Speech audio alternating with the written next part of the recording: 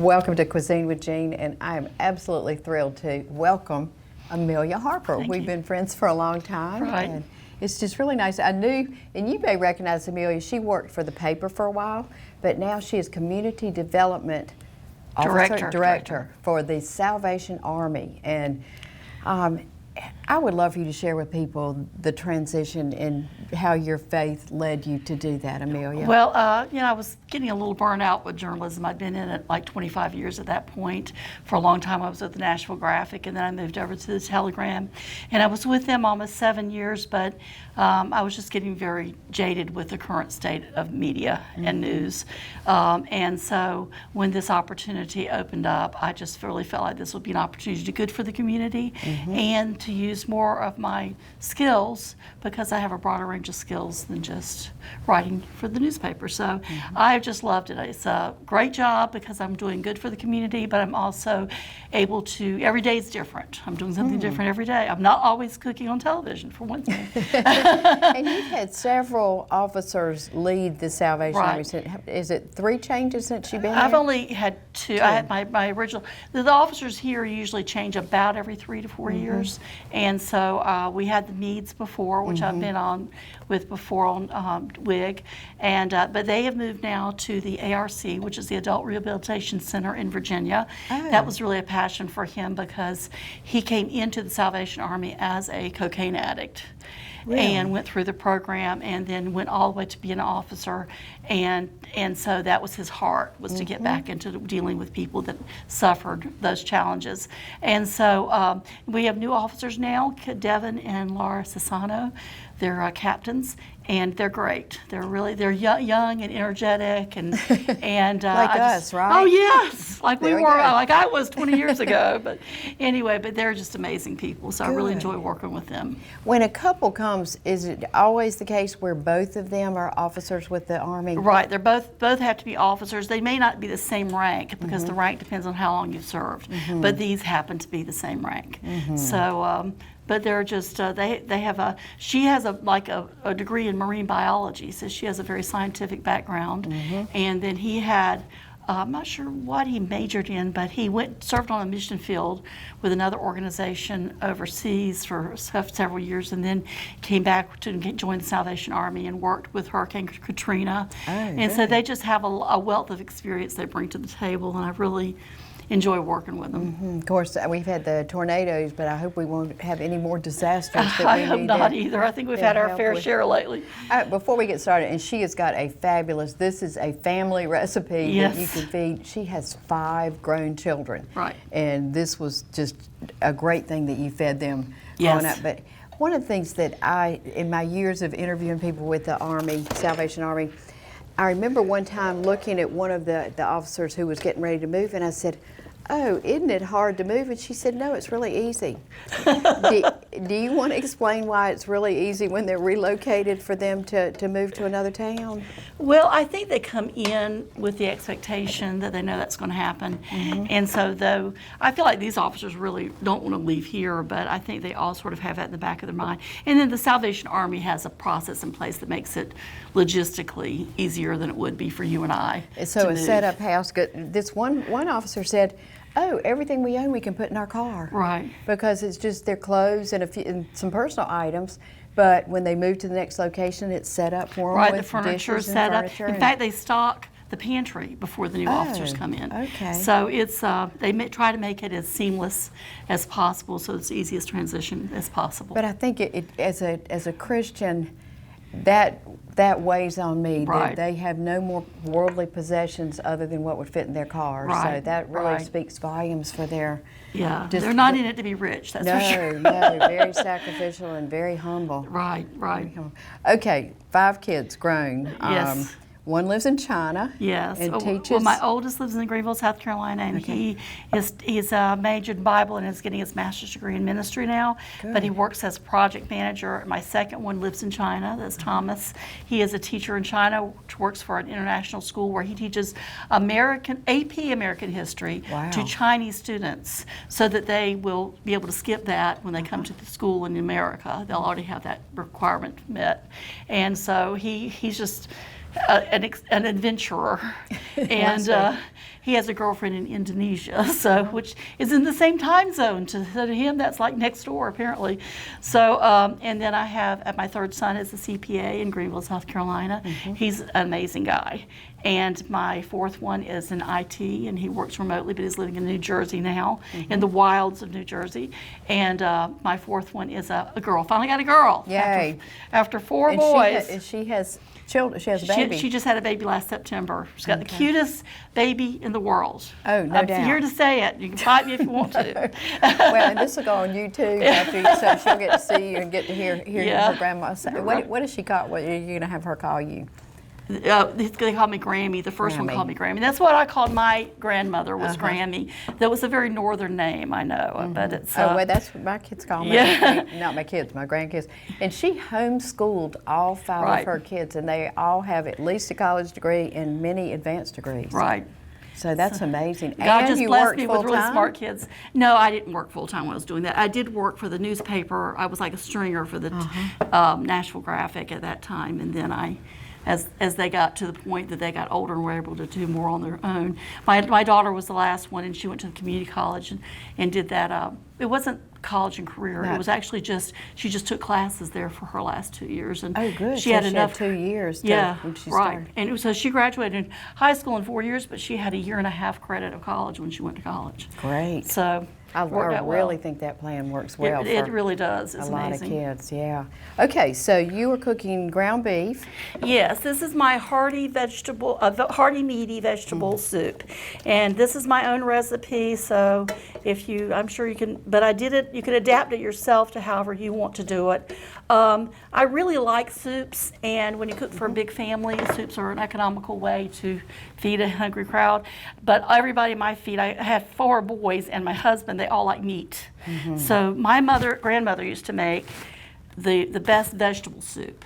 And so I wanted to make something sort of like hers because she didn't really ever pass the recipe down. I would just watch her. But my guys wanted meat. So I tried to make something this is sort of like a Brunswick stew, but it's much more soupy than a Brunswick stew. It's not as thick as that. But you can serve it as a side dish with like barbecue and things like that. But it's all in one if you want it to be the whole meal because just got your vegetables. It's got, right. Everything you need. Yeah, and so the recipe that I have, that I guess they're going to be posting, it has serving suggestions. And really when you get through, it makes this big, huge pot of soup. The problem is that it's now just my husband and I. But I cooked for 7 people, and I can't figure out how to break it down to a smaller thing. So I just always make a big pot. I do this every now and then just freeze a lot of it. And it's great because once you freeze it, you can just pop it out of the freezer and then put it in a container and put it in the microwave, and you've got a very quick and easy meal at that point. Yeah. But it's not, it takes a little time at this point, but it's also, I feel good about it because it's all vegetables that I've gathered, meat that I've chosen, and I know where everything came from. And so that makes it a very hearty meal. Did you ever have a garden? Did your kids ever? We did. We used to have a garden. We have 5 acres of land, and we used to have a garden, and my kids would work in it, and I would work in it. But my husband worked a full-time job, and I had 5 kids. And I finally told everyone, just shoot your father if he gets on the tractor again. Because he always would plant. He can't plant in a row of anything. It has to be an acre of this and an acre of that. And we would end up with so much that I felt guilty if we didn't pick it. Yeah. So did you can it or did you? I used to can. I love canned green beans, home canned green beans. There's really nothing like it, that you can get anywhere else. But it does take some time. But I love home canned green beans, and I love making my own strawberry jam and freezing squash and all that. Well, you're speaking the language of a lot of people. My dad grew up on a farm, and we had a big area where we grew our own vegetables, corn and beans and all kinds of stuff in our backyard in Raleigh.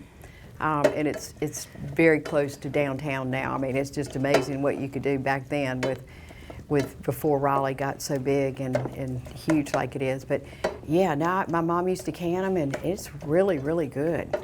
And it saves money. And when you got 5 kids, I mean, that matters. Well, it really matters to everybody. But. Right. Okay, so how many pounds That's of beef? 2 pounds of hamburger. Okay. Now, I did really lean hamburger on this. It's actually not as lean as I was hoping it to be. And so I've been cooking this for a little while just because of the time thing. But this is 2 pounds. I used organic hamburger, but you can use whatever you can afford. They just happen to have this on sale right now. Food Lion's got it on sale this week until Tuesday. So I used that, and then I also put in, I pre-did chicken. I boiled a chicken and deboned it and made it into little, pulled it apart into little bite-sized pieces. Well, you hand shredded it too, which is the ideal way to do it. Right, I hand shredded it. But you can, if you want to make it go faster, you can take like chicken breast or a big chicken thighs and poach them and cook them thoroughly, and then cut them or hand shred them. Do you want us to take a break and you can drain that and then we'll come back and add stuff to it? Oh yes. Okay. We'll be right that back. sounds great. Okay. Sure.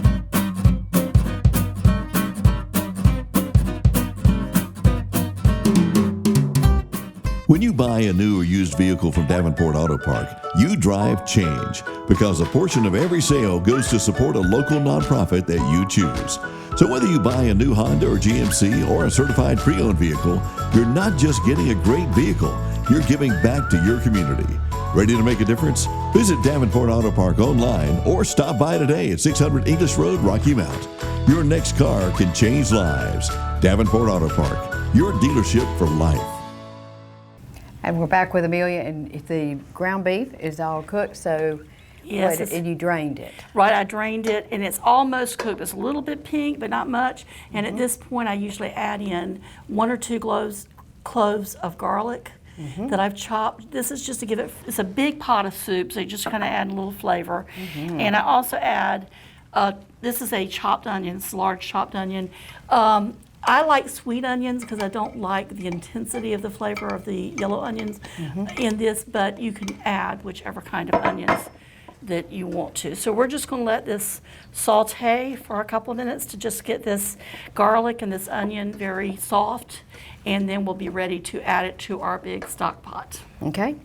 And you've got the when do you add the chicken? When you add everything together? It'll go in the stock pot after I put the chicken and the hamburger in there. So can we talk for a few Sure. minutes? I'm ready. You're up. Joshua's Challenge. Yes.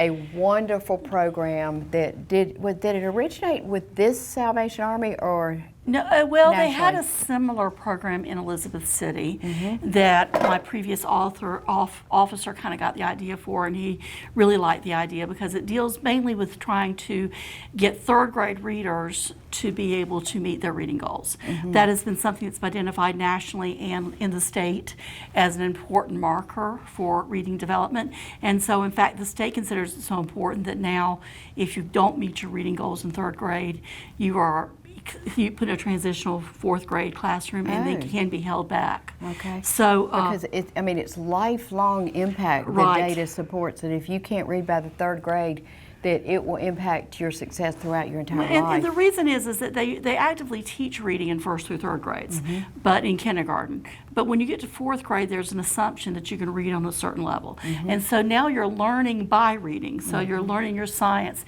and you're learning your history and many of your other subjects with the assumption that you can read at a certain level. And if you don't have that, then you're just constantly struggling. And it also impacts, they've seen that it impacts graduation rates, jobs, all kinds of things, because not only are you behind, but it affects your confidence, with your ability to do school. And you just totally left out.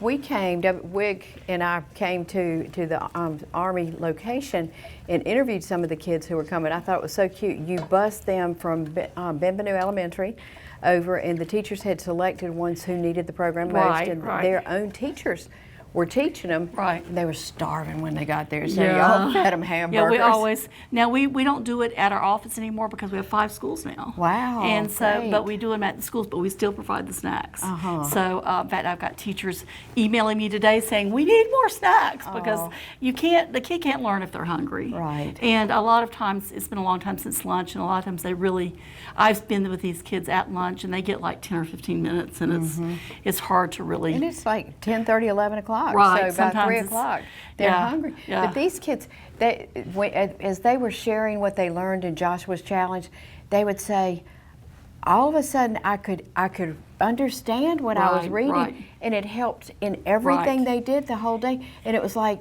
they were so proud of themselves, and a light went off that all of a sudden they could understand what other kids in the class. And I like the way you describe that, because that's, to me, you know, because I taught reading with my own kids, but I've also taught in a classroom setting before. And it really is like that. It's almost like you can just see the moment where a kid says, oh, that's why I've been doing all this, you know, letter recognition, and that's why I've been doing all these sounds. When I put them all together, they make a word, and I can read that word. And so this is what it does. It takes the teachers who are aware of where they are, they're aware of how they've been learning so far, and they concentrate on the things that they need, comprehension or speed or whatever they need to help make them ready for those tests. And we've just been seeing, we're in 5 schools. We're in 3 in Edgecombe County. We're at Mark Millennium, Princeville Elementary, and Coker-Wimberley Elementary. And in Nash County, we're still at Benvenue, and we're also at Rocky Mount Prep. And so it just, the teachers are very enthusiastic about it. Oh, they are. I mean, teachers are there because they want the kids to learn. And this is such a wonderful tool that the Salvation Army is providing. Yeah, we raise grants and raise money from the community to pay the teachers ourselves. We pay them $30 an hour to teach after school. And so it is an expensive, it takes some money, but the results are great. We see great results with the kids. And what I was most excited about this last year, because I'm a data person, and I collect all the data on this, and we're actually starting to see the schools themselves have growth because of this. Oh, wonderful. And so when you see the schools have growth, that means the school district shows more growth. That means the community is more attractive to people coming in. So it's not just the child that's affected, it's the community that's affected. Yeah. Okay, So- back to this. Okay. And this will be on Cuisine with Jean, the website, and maybe you can break it down to a smaller amount, but Amanda cannot. Amelia, excuse me, Amelia, sorry. Yeah, I'm sure there's a way to do it with smaller, but this is just the way I'm used to it, and I like the proportions on this, so I haven't really experimented enough, because with freezing it just makes it so easy to use this for several meals. When I would make this big pot, I'd put it in a big stock pot. Do you want the pot Yes, let me now? go ahead and get the pot. You know, So- one of my favorite books that I used to read to my Thank you. kids was Amelia Bedelia. Yeah. Are you familiar with I'm that? very familiar with that. Okay. Yeah, she always had problems with words, which always, and then since I'm a writer, that always I was always like, I hope I'm not like that exactly. But Oh, not at I all. loved those books myself. Okay, we've got a couple minutes. Can we start putting it together? Yes. So, well, since still has a little bit more to saute, I'm gonna go ahead and put the chicken in first. Okay. I usually put the beef in first, but it doesn't really matter. So this is the chicken that I've already cooked, and I just start combining all of this meat in the pot. And if you need to cook that longer, can you put the rest of the stuff in there and just let that cook a little more? Because we don't want to. Yeah, We want you to be able probably. to eat it tonight. Yeah. Serve it to your husband. Probably. So then I'll be adding this later, but I put 3 cups of chicken stock, chicken broth, and you can, if you're creative enough to do it yourself, that's fine, but this is so convenient and it's very inexpensive. So this just adds flavoring to the soup. Jean mentioned earlier about beef broth. If you prefer beef broth, that's fine. It's just so that it's not all just water that you're adding. Okay. And then I use 4 cans of tomatoes. Now, there's all kinds of varieties. I've got a can of stewed. I don't like to put more than 1 can of stewed in there because it's so chunky. But I do like having the different textures. And then this is petite diced. This is no salt added. You can add whatever versions you want. This is sweet onion This diced. has sweet onion. There's kind that has basil and oregano. I don't usually use that one because this doesn't really seem like the kind of recipe that would take that, and I add my own seasonings to the hamburger. In fact, let me go ahead and do that. Because to the hamburger, make it seasoned hamburger. So I add some salt and pepper. Just kind of eyeball it. Yeah, I eyeball it so it looks like, but the salt is something you'll probably just add more later, but I always like to undersalt things rather than oversalt, Oh, yeah. because everybody's taste is individual, and some people have health issues where they can't have a lot of salt, and you can always add more salt when you are eating it. Now, this is something that I got in the mountains called dry mule rub, but you can use any kind of like spice combination that Dry you like. mule It's called rub. dry mule dust rubs. Mule dust But it rubs, actually okay. just has brown sugar, paprika, salt, pepper, garlic powder, cayenne pepper, and basil. So it's got, I like this combination of spices, but there's all kinds of that. I went to the grocery store this week and there's just so many combinations of like spice combinations like this. So I just add enough of that to sort of season it. And so you're trying to cook the onions in there with it too, right? So I've got the garlic and the onions and the seasoning in there just to make it a nice seasoned hamburger. And I think this is really okay to add. Okay. So I'm going to add that in there. Can I help? Yes, if you want to try to. I tell you what, you want to tell them what else is going to go in it while I do this. Okay. Can you do that? So we're going to be adding the rest of, I got all the cans of that. I put 2 cans of tomato paste in there. The reason is that we're going to add 8 cups of water when you're adding it. I'm probably not going to be able to do it here because this takes a little while to cook. But you put the 2 cans of tomato paste, and then when you add the water, it's more like tomato flavored water instead of just regular water. So, so you'll put the 2 cans of tomato paste, and then you'll add the 8 cups of water, which I'm not going to do now because I don't have a handy water source. Okay. You want me to do, and then what about the vegetables? Do you go ahead and put all them in there? No. I wait on this. So I put all this stuff in here, and then I'm going to bring this to a boil. Okay. And that's going to take a little bit. And once I bring it to a boil, then I'm going to add these vegetables. I have, because I like this combination of vegetables, I have butter beans, but butter beans take a little longer to cook than the other vegetables. And I have mixed vegetables.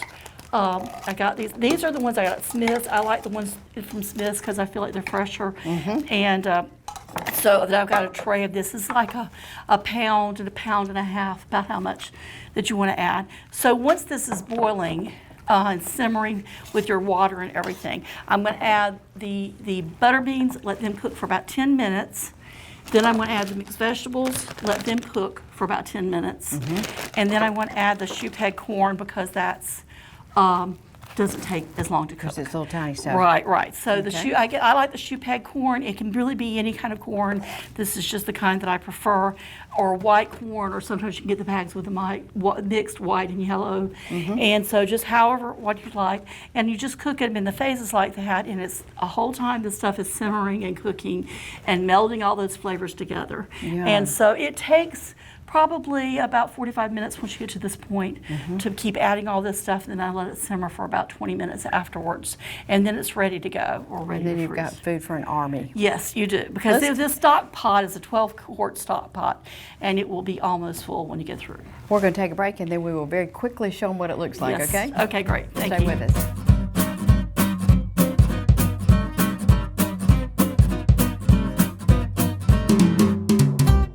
When you buy a new or used vehicle from Davenport Auto Park, you drive change because a portion of every sale goes to support a local nonprofit that you choose.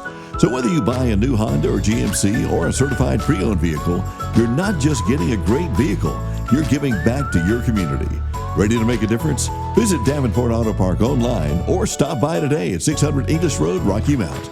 Your next car can change lives. Davenport Auto Park, your dealership for life.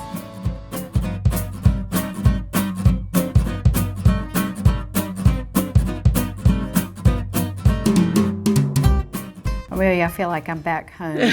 My mother used to cook wonderful soups, and I was one of 3 kids, but we would just love when Mom would bring out, the soup. And, Right. But I like your combination of beef and chicken. Yes, it makes it very hearty, and honestly, the reason I came up with this recipe is I would look for soup recipes. It's very hard to find something that, we have a lot of wonderful Southern cooks around here, but most of them don't write down a recipe. They just say, you make soup, and I'm like, that sounds easy, but I kind of need more direction than that. So this hopefully is something, but it's a base in which you can adjust to your own seasonings Oh, and yeah. preferences. Well, I think it's wonderful. And you serve it with cornbread? Yes, usually when I just serve it alone, I serve it with cornbread. This is just Jiffy cornbread, and it makes a very hearty meal just with that. This also, you can kind of crumble it up in there and make it a little bit thicker if you like a little bit thicker soup. This is warm. I don't know if I'm going to be able to taste it. It feels pretty warm, but I'd love to taste it. It's usually very flavorful. It's just great. Probably hope you didn't burn your tongue. No, I didn't. It's just, I'd love a piece of cornbread, but I'm not going to do that right now. So this makes How many people would it feed? Well, when I had my family of 7, and we would eat, everyone would eat heartily, and we would have enough for at least another meal or 2 after that. So it makes a lot. A lot of times what I would do for the second day is serve it as a side dish, and I would just get some Smithfield chicken and hush puppies, and then you've got the bread for it already, and you've got some fried chicken with it. And so, but you can also freeze it. And I freeze it now in these little containers like this. And when my daughter was pregnant, I just went to her house and made a big pot of soup and froze it in little containers and put it in her freezer so she'd have, and she said it was very good afterwards. It was nutritious, quick food she could just heat up. And with a new baby, ready. you really need that. So, again, you're saying that people can adapt it to whatever Yes, they and want they to. also, if they want to, heat it up and add like pasta, like the mini seashells or something like that. I like those because they absorb, they kind of catch some of the flavor, and it makes like a goulash. Oh, good. So you've got the base for Okay. like a goulash if you just have the pasta, and that's a different way that you can serve it. So you can stretch it out to a lot of different meals from one big pot of soup. Well, I'm looking forward to coming to the Salvation Army and meeting the new captains. Yes. Oh, I would love for you to. How wonderful. So, and thank you for joining us. And Amelia, thank you. Thank you. Appreciate it. And we'll see you next week. Okay, thank you.